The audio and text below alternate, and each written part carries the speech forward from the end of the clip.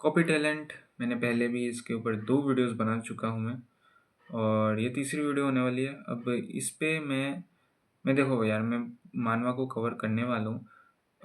Well कभी-कभी कभी-कभी मानवा जो है वो पढ़ने का मन कर जाता है तो इसलिए मैं इसको धीरे-धीरे करके कवर कर रहा हूँ।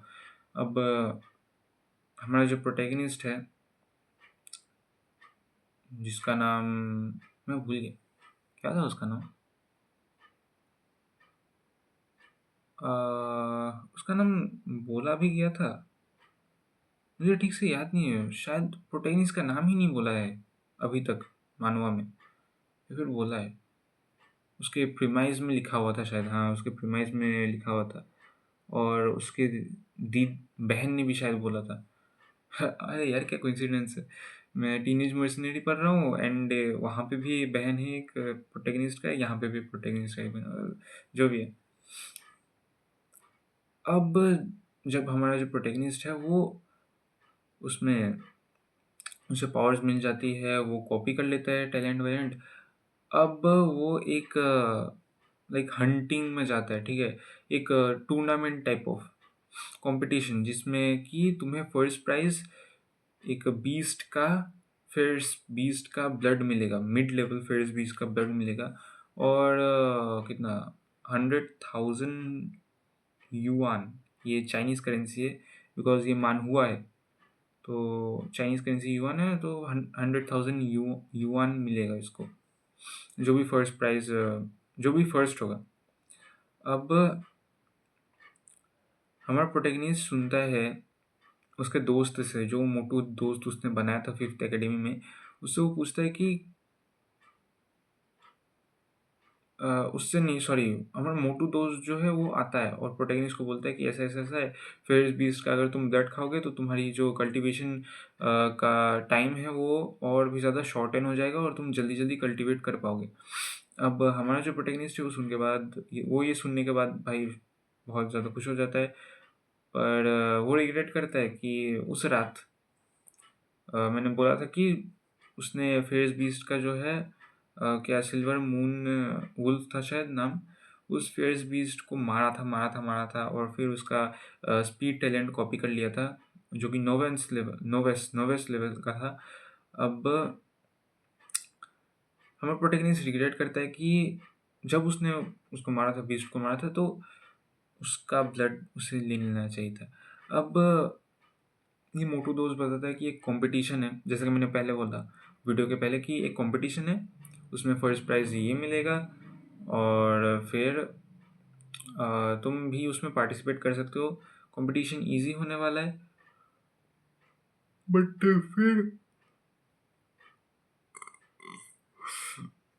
कुछ तिगड़म-विगड़म होता है एंड कंपटीशन हार्ड हो जाता है। अब फेयर्स बीस्ट को यार तुम लाइटली नहीं ले सकते। फेक फेयर्स बीस्ट होते हैं, नहीं, फेक फेयर्स बीस्ट नहीं, सैवेज फेयर्स बीस्ट होते हैं, उसके बाद फेक फेयर्स बीस्ट होते हैं और उसके बाद जाके फेयर्स बीस्ट।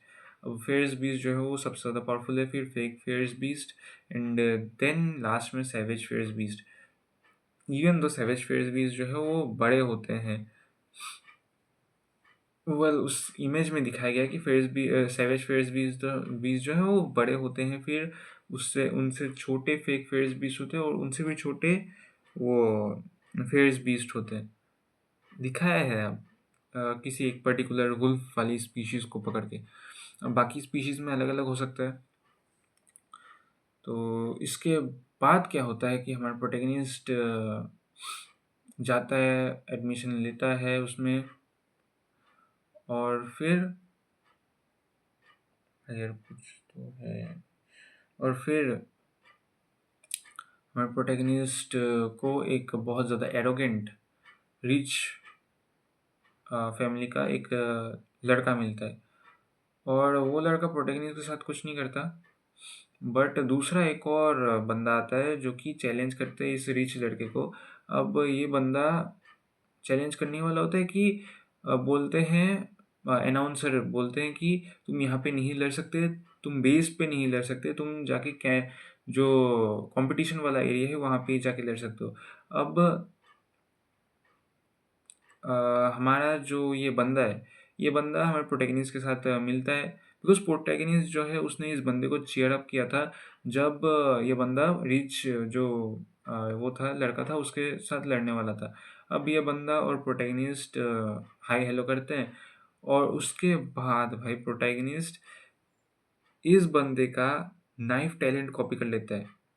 अब प्रोटैगनिस्ट को दिखता है कि यार इसके पास बहुत ही ज़्यादा अच्छा नाइफ टैलेंट है, जो कि शायद रेयर होगा, बिकॉज प्रोटैगनिस्ट बहुत ज़्यादा खुश हो जाता है।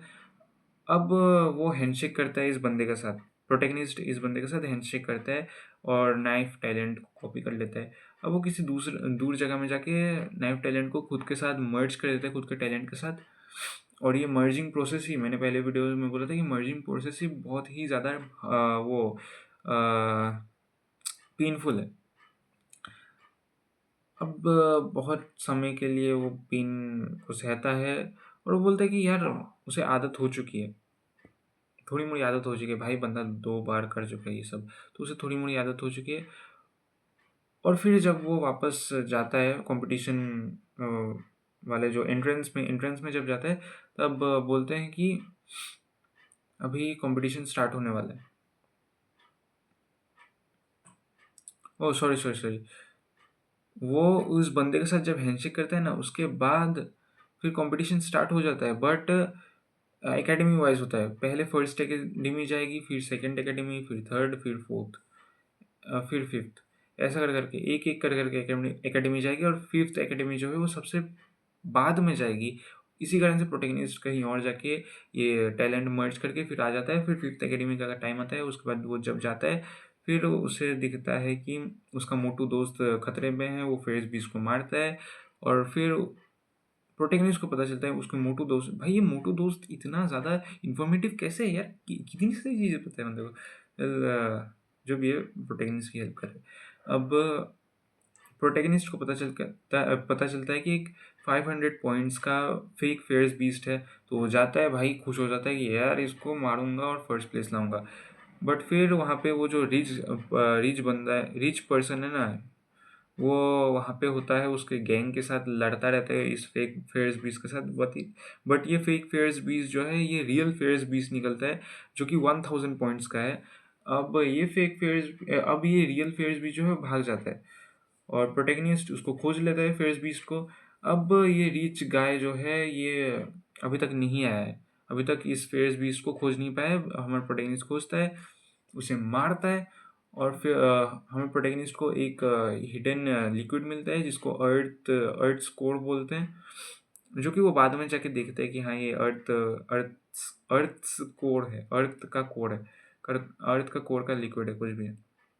फेक भी उसको मारता है, उसका सारा ब्लड ले लेता है, फर्स्ट प्लेस भी ले लेता है। अब यहाँ पे मेन प्रॉब्लम आती है कि प्रोटैगनिस्ट और ये रिच गाय के साथ अभी दुश्मनी हो गई है, बिकॉज रिच गाय को पता है कि रिच गाय मतलब गुस्सा गुस्सा था कि प्रोटैगनिस्ट ने उसका किल चुरा लिया, प्रोटैगनिस्ट के रिच गाय का किल चुरा लिया, जबकि फेयर्स बीस्ट वो लोग मार ही रहे थे।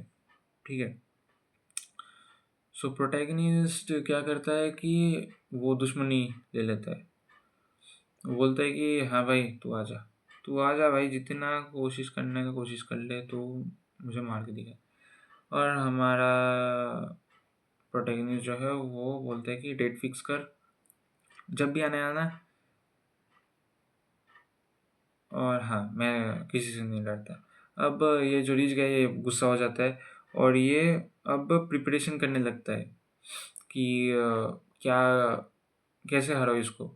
और एक महीने में, शायद एक महीने में ये वॉरियर स्टेज में चला जाता है। मैंने क्या बोला था पहले वीडियो में कि एक बेसिक स्टेज होता है फिजिकल स्ट्रेंथ वेंडिंग, इसका फिर अप्रेंटिस स्टेज और उसके बाद है वॉरियर स्टेज। अब हमारा प्रोटैगनिस्ट दिखाया नहीं देता है कि, मतलब मैंने देखा नहीं है कि प्रोटैगनिस्ट जो है वो भी वॉरियर स्टेज में पहुंच गया है कि नहीं अभी। मैंने सिर्फ वहाँ तक ही बोला है जहाँ पर ये जो रिच पर्सन है, रिच गाय जो है, एरोगेंट रिच गाय, ये वॉरियर स्टेज में पहुँच जाता है। ठीक है, सो बात का बाद में कवर करेंगे, मिलते नेक्स्ट वीडियो में, तब तक के लिए सी या।